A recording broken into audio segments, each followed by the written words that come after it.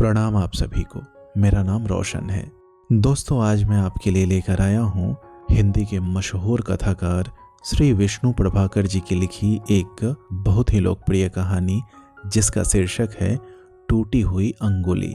तो आइए शुरू करते हैं कहानी का पाठ। उमेश जब न्यायाधीश के पद पर नियुक्त हुए तो उन्हें बहुत बधाइयां मिली, कुछ उपहार भी मिले। उनमें एक विचित्र उपहार था, इतना विचित्र कि उसका रहस्य किसी की समझ में नहीं आता था।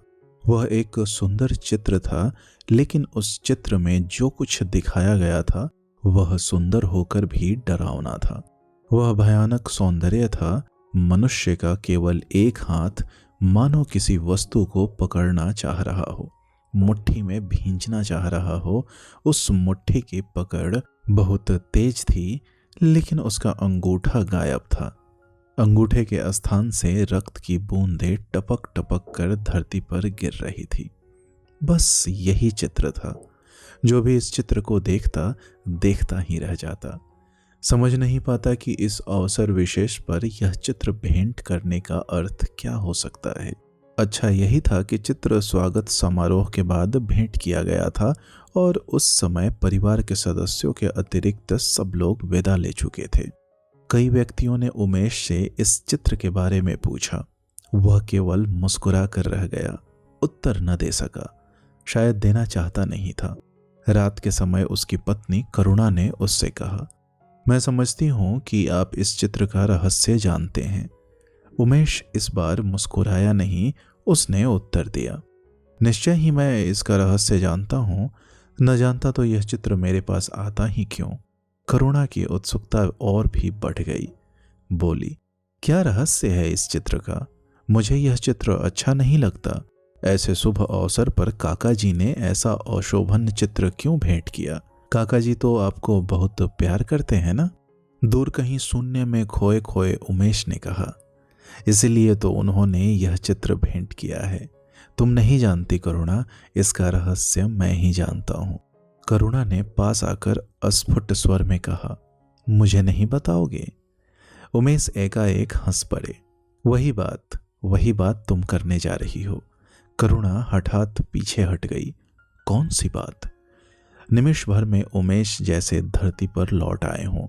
उसने करुणा की पीठ पर हाथ रखते हुए धीरे से कहा, अच्छा सुनो, मैं तुम्हें एक कहानी सुनाता हूं। इस चित्र की कहानी बहुत पुरानी बात है, बहुत बड़ी नहीं है। तुम न जाने क्या क्या सोच रही होगी, न जाने कैसे भयंकर और जटिल रहस्य की कल्पना कर रही होगी, लेकिन ऐसी कोई बात नहीं है। एक साधारण बात है, फिर भी वह असाधारण है, क्योंकि कभी कभी साधारण भी इस प्रकार घटित होता है कि वह अद्भुत होकर चमक उठता है। साधारण की उपेक्षा करने पर वह असाधारण हो उठता है। शिव के भीतर शैतान है, यह कौन जानता है? और यह भी कौन जानता है कि जिसे हम शैतान समझते हैं वह शिव का ही एक रूप है। करुणा आश्चर्य से अपने न्यायाधीश पति की ओर देख रही थी। उसकी समझ में नहीं आ रहा था कि यह कहानी है या किसी शास्त्र की व्याख्या। जैसे उमेश ने इस बात को भांप लिया हो। वह मुस्कुरा पड़ा, बोला, क्षमा करना करुणा, मैं भी प्रवाह में बह गया था। जानते बूझते भी मैं अपने को संभाल न सका था। मनुष्य की यह दुर्बलता कितनी भयंकर है। लेकिन खैर, मैं तो तुम्हें वह कहानी सुनाता हूँ जब मैं बच्चा था, और जब से मुझे याद है तो मैंने यही पाया कि काका जी मुझे बहुत प्यार करते हैं। मैं नहीं जानता कि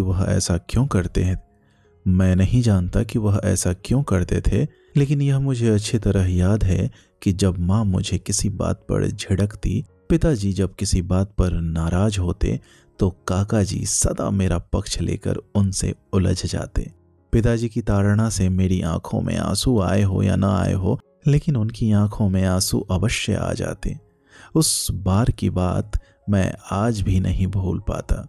पिताजी का शीशा मेरे हाथ से छूटकर गिर गया। शीशा तो शीशा ही होता है, गिरने पर टूट ही जाता है, लेकिन उसके साथ मुझे लगा जैसे मेरा दिल भी टूट गया हो, क्योंकि मैं जानता था कि पिताजी को क्रोध बहुत आता है, यह बात नहीं कि वह मुझे प्यार नहीं करते थे, लेकिन क्रोध में आकर वह मारते भी बहुत थे। और उसी मार की संभावना से मैं जैसे कांप उठा था। जैसे सदा होता था, कांपता हुआ मैं काका जी के पास पहुंचा। बोला नहीं, चुपचाप खड़ा हो गया। उन्होंने मेरी ओर देखा, बोले, क्या हुआ रे? मैं नहीं बोला, बस रो पड़ा। काका हंस पड़े, बोले, समझ गया, कोई लंका कांड कर डाला है तूने। मैंने रोते रोते कहा, जानबूझकर मैंने कुछ नहीं किया, हाथ से छूटकर गिर गया। उन्होंने पूछा, क्या गिर गया? मैंने कहा, पिताजी का शीशा। वह चुपचाप उठे। दफ्तर का समय हो चुका था, लेकिन वह बाजार गए, एक नया शीशा लाए। फिर टूटे हुए शीशे के सब टुकड़े चुन चुन कर इकट्ठे किए और दूर फेंक आने के लिए अपने साथ ले गए।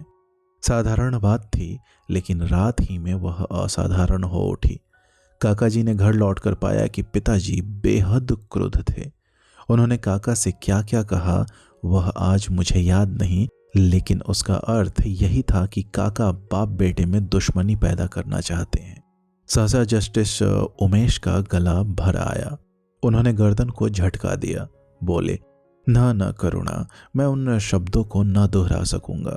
पिताजी ने काका से जो कुछ कहा था, तुम उसकी कल्पना नहीं कर सकती। काका का दिल जैसे उस दिन चूर चूर हो गया था, उसी तरह जिस तरह सवेरे वह शीशा मेरे हाथ से गिरकर चूर चूर हो गया था। बहुत दिनों तक वे उखड़े उखड़े रहे। अक्सर घर नहीं आते, मेरी ओर देखते तक नहीं। मैं कुछ कहता तो मुझे झिड़क देते, थप्पड़ मार देते, और जब मैं रोने लगता तब वह वहां से भाग जाते। मैं जानता हूं कि वह भागकर अपने आंसू ही छुपाना चाहते थे। ऐसा हमेशा ही होता हो यह बात नहीं थी, हमेशा हुआ भी नहीं। कुछ दिनों के बाद उस घटना को सब लोग भूल गए और फिर सब कुछ पहले की तरह चलने लगा। करुणा, तुम शायद यह नहीं जानती कि मैं बचपन में पढ़ने में बहुत अच्छा नहीं था। सच तो यह है कि साधारणतया मैं प्रतिभाशाली विद्यार्थियों में कभी नहीं रहा। करुणा मुस्कुरा पड़ी। उमेश भी हंस पड़ा। सच कहता हूँ करुणा, मुझे पढ़ने में रुचि नहीं थी, और इस बात को लेकर पिताजी बहुत चिंतित हो उठते थे। माताजी भी अक्सर एकांत में कातर होकर मुझसे कहती, क्यों रे, तू पढ़ता क्यों नहीं है? क्या करेगा बड़ा होकर? क्या भीख मांगेगा? कभी समझाती, बेटा मन लगाकर पढ़ा करो, पढ़ोगे तो बड़ा आदमी बनोगे, नहीं तो दर दर मारे फिरोगे। लेकिन काका मुझसे कभी कुछ न कहते। मेरा परीक्षा परिणाम देखकर वहां हंस पड़ते। एक दिन ऐसा हुआ कि पिताजी कह बैठे, तेरे कक्का तो तुझे बहुत प्यार करते हैं, पढ़ा क्यों नहीं देते? मैंने यह बात काका जी से कही। काका जी ने एक क्षण सोचा और फिर तुरंत राजी हो गए। बल्कि हुआ यह कि पिताजी ने उनसे एक अच्छे मास्टर का प्रबंध करने के लिए कहा, लेकिन वह बोले, मास्टर क्या करेगा? मास्टर को आता क्या है? वह तो बस बच्चों को पीटना जानते हैं। उमेश को मैं पढ़ाया करूंगा। पिताजी हंस पड़े। तू पढ़ाएगा या पुचकारेगा? काका जी ने कहा, पुचकारने से ही पढ़ना आता है। ऐसा नहीं कि पिताजी अपने भाई को जानते नहीं थे, खूब जानते थे। इसलिए चुपचाप उन्होंने उनकी बात स्वीकार कर ली और एक शुभ मुहूर्त में मेरी पढ़ाई आरंभ हुई। उस दिन मैं कितना खुश था यह बात तुम आज नहीं समझ पाओगी। लेकिन उमेश सहसा ठिठक गया। करुणा ने एकाएक चौंक कर पूछा, लेकिन क्या? लेकिन करुणा, बहुत जल्दी मैंने एक बात देखी। क्या? यही कि जब बार बार पूछने पर भी मैं उनके प्रश्नों का उत्तर नहीं दे पाता था तो वे भी झुंझला पड़ते थे। धीरे धीरे वह झुंझलाहट कैसे क्रोध में पलट गई, कैसे उनका हाथ उठने लगा, ये सब बातें बताना बड़ा कठिन है। आरंभ में ऐसा होता था कि उन्हें दर्द होता, उनका चेहरा उदास हो आता, आंखें सजल हो उठती, और कई दिनों तक वह मुझे बड़े स्नेह से पढ़ाते, जैसे उन्होंने मुझसे कुछ भी न कहने की प्रतिज्ञा कर ली हो। इतना कहकर उमेश एकाएक चुप हो गए। वातावरण परम शांत था। कहीं कोई आहट नहीं, कहीं कोई चेतना नहीं। सारा विश्व जैसे गहन निद्रा में निमग्न हो। वह भी आंखें मूंदे उस वातावरण में एकाकार होने लगे। 2 क्षण के लिए करुणा भी सब कुछ भूलकर उन्हें देखती रही। फिर बोली, उसके बाद? उसके बाद जैसे वे चौंक पड़े। उसके बाद जो कुछ हुआ वही तो रहस्य है। वह दिन मैं कभी नहीं भूल सकता। काका जी अकेले मुझे ही नहीं पढ़ाते थे और भाई बहन भी थे। सबको घेर कर वह स्कूल चलाते थे। उस दिन उन्होंने मुझसे एक प्रश्न पूछा। वह प्रश्न वे मुझे कई बार समझा चुके थे। उन्हें विश्वास था कि वह प्रश्न परीक्षा में अवश्य आएगा, लेकिन मैं उसका उत्तर न दे सका। उन्होंने फिर पूछा, बार बार पूछा, लेकिन मेरी स्थिति में कोई अंतर न पड़ा। जड़ मूर्तिवत उसी तरह बैठा रहा। यह भी न कह सका कि मुझे यह आता नहीं है, लेकिन मैं देख रहा था कि काका जी के भाव निरंतर पलटते जा रहे हैं। पूछ पूछ कर वह परेशान हो उठे हैं। एकाएक वह उठे और उन्होंने मुझे तेजी से उठाकर खड़ा कर दिया। फिर एक मुक्का मारा, कहा, बोल। मैं क्या बोलता? उन्होंने कुछ क्षण मेरी ओर देखा, फिर उत्तेजित होकर कहा, बोलता क्यों नहीं? और साथ ही साथ मारने के लिए मुक्का भी उठाया। मैं सहम गया और उस प्रहार से बचने के लिए नीचे झुक गया, लेकिन वह प्रहार नहीं रुका। मैं नहीं था तो वह पास रखी हुई कुर्सी से जा टकराया। उसके बाद क्या हुआ वह न बताऊं तो ही अच्छा है। सच तो यह है कि मैं ठीक ठीक जानता भी नहीं। वह जैसे अपने को भूल गए थे, किसी के वश में हो गए थे। हाथों से, पैरों से, लकड़ी से, जूते से, किताबों से, गर्ज की जो कुछ भी उन्हें मिल सका उससे उन्होंने मुझे पीटा। उनके हाथ में क्या आता था, मेरे शरीर के किस अंग पर वह पड़ता था, वह क्या होता था, मैं कैसे चीखता था, इस सब की उन्हें कोई चिंता नहीं थी। मुझे बस इतना ही याद है कि मैंने चीख चीख कर यही कहा था, काका जी मुझे पढ़ना नहीं आता, मुझे स्कूल से उठा लो, मुझे मारो मत। और वह यही कहते थे, तुझे पढ़ना पड़ेगा, मैं देखता हूँ कि तुझे कैसे पढ़ना नहीं आएगा। कुछ ही क्षणों में सारा घर वहां इकट्ठा हो गया। पिताजी ने दौड़कर काका जी को एक और धक्का दे दिया। रोती हुई माँ मुझे गोद में उठाकर वहां से चली गई। मैं नहीं जानता, पर मैंने सुना है कि उस रात मैं बेहोश पड़ा रहा, और उसी रात क्यों कई दिनों तक मैं सैया से न उठ सका। उन दिनों मैंने काका जी को नहीं देखा। माँ बराबर रोती रहती थी।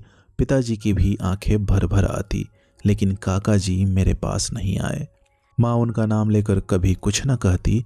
पिताजी जैसा उनका स्वभाव था उनको बहुत सख्त करते। मुझे विश्वास है कि पिताजी ने उन्हें मेरे पास आने को मना कर दिया होगा।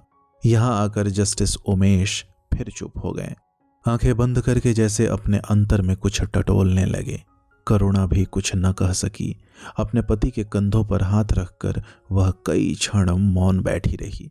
फिर बोली, अब समझी हूं। उमेश ने विस्मित नयनों से पत्नी की ओर देखा। बोले, क्या समझी?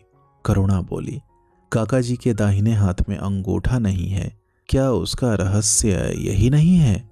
उमेश ने उत्तर दिया, हाँ यही है, लेकिन इस बात को हमारे परिवार में बहुत कम लोग जानते हैं। उस दिन उनका हाथ कुर्सी की पट्टी पर टकराया था तो अंगूठे में फांस लग गई थी। उन्होंने उस ओर ध्यान नहीं दिया, फांस अंदर ही रही। अंगूठा पक गया, फिर भी उन्होंने ध्यान नहीं दिया। धीरे धीरे उसका प्रभाव शरीर के उस सारे भाग में गया और पिताजी बताते थे कि काका जी के जीवन पर आ बनी, लेकिन डॉक्टर के पास जाने से वह बराबर मना करते थे। अंत में जब उन्हें होश नहीं रहा तब पिताजी स्वयं शहर गए और डॉक्टर को ले आए। डॉक्टर ने आश्चर्य से उनकी ओर देखा। अब तक आप लोग सो रहे थे, तुरंत ही अंगूठा न काटा गया तो मैं नहीं जानता कि इसका परिणाम क्या होगा। अगले ही दिन नगर के अस्पताल में वह अंगूठा काट दिया गया। काका जी तब भी बेहोश थे। होश में रहते तो शायद ऐसा न करने देते। महीने तक उन्हें अस्पताल में रहना पड़ा। समय ने उस घाव को भर दिया, लेकिन करुणा, शरीर का घाव भर जाता है, मन का घाव कभी नहीं भरता। तनिक सी ठेस लगने पर वह फिर हरा हो जाता है। काका जी ने उसी घाव को इस चित्र में अंकित किया है। इस चित्र के द्वारा उन्होंने मुझे कुछ बताया है। करुणा सजल नेत्रों से अपने न्यायाधीश पति की ओर देखती हुई बोली, क्या बताया है? उमेश ने प्रशांत गंभीर स्वर में कहा, काका जी ने मुझसे कहा है तुम न्यायाधीश बने हो। किताब में लिखे हुए कानून के अनुसार तुम दूध का दूध और पानी का पानी करोगे, लेकिन लिखे हुए से अलग भी बहुत कुछ है जो विचारणीय है। तुम कुछ भी करना, पर मनुष्य की दुर्बलताओं को एकदम न भूल जाना। सहसा करुणा के नेत्र चमक उठे।